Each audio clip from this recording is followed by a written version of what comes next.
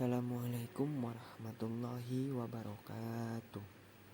Saya di sini akan menjelaskan tentang tokoh-tokoh dakwah Nusantara dan organisasi dakwah Nusantara. Yang pertama yaitu ada Sunan Kalijaga. Sunan Kalijaga dianggap sebagai salah satu dari 9 wali Songo, penyebar Islam di Jawa. Dia adalah seorang sarjana yang dihormati, yang dianggap sebagai pemimpin spiritual.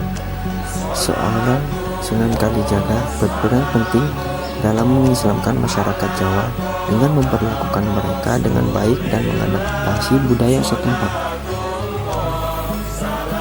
Yang kedua ada Syekh Siti Jenar. Syekh Siti Jenar adalah tokoh sufi yang dikenal dengan pandangan spiritualnya yang kontroversial pada zamannya. Beliau melihat esensi Tuhan dan manusia sebagai satu kesatuan yang tidak terpisahkan. Ajaran Syekh Siti Jenari mempengaruhi pemikiran spiritual Nusantara. Yang ketiga, Syekh Yusuf Tajul Khalwati. Syekh Yusuf Tajul Khalwati adalah ulama Aceh yang aktif dalam perlawanan terhadap penjajah Belanda. Ia memimpin gerakan perlawanan dan juga menyebarkan ajaran Islam di wilayah Banten, Jawa Barat. Yang keempat, Tuan Guru. Tuan Guru adalah sebutan pemuka agama dan pendakwah di Aceh, khususnya pada masa kerajaan Darussalam Aceh.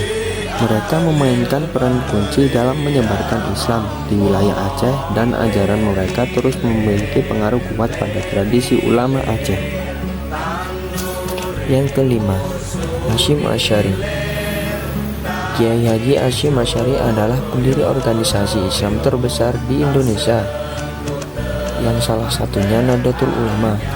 Beliau turut serta memperjuangkan dan membela ajaran Islam Ahlussunnah wal Jamaah An-Nahdliyah di Indonesia, serta menjaga persatuan dan toleransi umat beragama. Yang keenam ada Kiai Haji Ahmad Dahlan. Beliau adalah pendiri Muhammadiyah, salah satu organisasi Islam yang bergerak di bidang pendidikan, dakwah, dan sosial. Beliau pernah berguru pada beberapa ulama, di antaranya Syekh Nawawi Al-Bantani dan Kiai Saleh Darat. Kiai Haji Ahmad Dahlan pernah pergi ke Mekah 2 kali untuk mempelajari ilmu agama. Sampai pada tanggal 28 November 1912 Masehi, beliau kembali ke Indonesia dan mendirikan Muhammadiyah yang pertama kali, yaitu di Yogyakarta. Yang selanjutnya yaitu ada organisasi dakwah. Organisasi dakwah merupakan perkumpulan yang bergerak dalam berbagai bidang untuk kemajuan agama Islam. Organisasi dakwah dikenal juga sebagai organisasi Islam. Faktor yang melatar belakangi munculnya organisasi dakwah di Indonesia adalah 1. Maraknya bid'ah. Yang kedua, kehidupan masyarakat yang tidak sehat. Yang ketiga, adanya kegiatan misionaris. Yang keempat, kurang terbinanya persaudaraan sesama umat Islam. Yang kelima, masuknya kebudayaan barat. Ada beberapa organisasi dakwah di Indonesia. Yang pertama, Sarekat Islam. Pada mulanya Sarekat Islam adalah Sarekat Dagang Islam yang didirikan oleh Kiai Haji Saman Hudi pada tahun 1905 di Solo. Kemudian Hos Cokro Aminoto, Abdul Muiz, dan Haji Agus Salim merubah nama tersebut menjadi Serikat Islam. Pada awal berdirinya, Serikat Islam merupakan organisasi yang bergerak di bidang agama, namun kemudian mulai merubah di dunia politik dan merubah namanya menjadi Partai Serikat Islam Indonesia. Yang kedua ada Nahdlatul Ulama. Nahdlatul Ulama berarti kebangkitan ulama.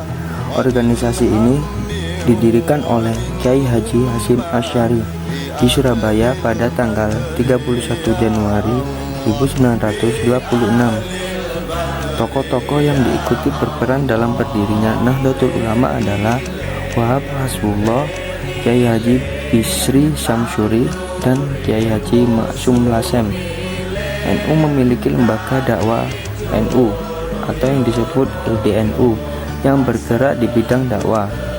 NU juga memiliki beberapa pondok pesantren besar yang terbesar di seluruh Indonesia. Di antaranya Pesantren Tebu Ireng di Jombang, Pesantren Tambak Beras di Jombang, Pesantren Lirboyo di Kediri, Pesantren Ploso di Kediri, Pesantren Asam Bagus di Situbondo, dan lain sebagainya. Yang ketiga yaitu ada Jamiyatul Wasaliyah. Organisasi ini didirikan oleh Ismail Banda, Abdurrahman Syihab, M. Arsyad, Tahir Lubis, Adnan Nur, Haji Samsudin, Haji Yusuf Ahmad Lubis, H.A. Malik, dan A. Aziz Effendi pada tanggal 30 November 1930 Masehi di Medan. Organisasi ini banyak mendirikan sekolah dan madrasah yang melahirkan alumni-alumni yang menyebar ke beberapa daerah untuk berdakwah di masyarakat luas. Organisasi Jamiyatul Wasaliyah ini banyak berjasa bagi tersebarnya Islam di tanah Karo, Tapanuli, dan Simalungun. Yang keempat ada Muhammadiyah. Muhammadiyah adalah organisasi yang didirikan oleh Kiai Haji Ahmad Dahlan di Yogyakarta pada tanggal 18 November 1912 Masehi.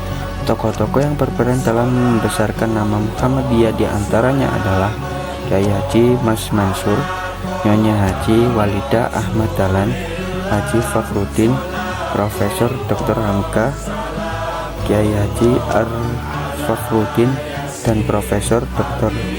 Amin Rais. Muhammadiyah didirikan untuk menegakkan dakwah melalui pembangunan sekolah, universitas, rumah sakit, dan panti asuhan.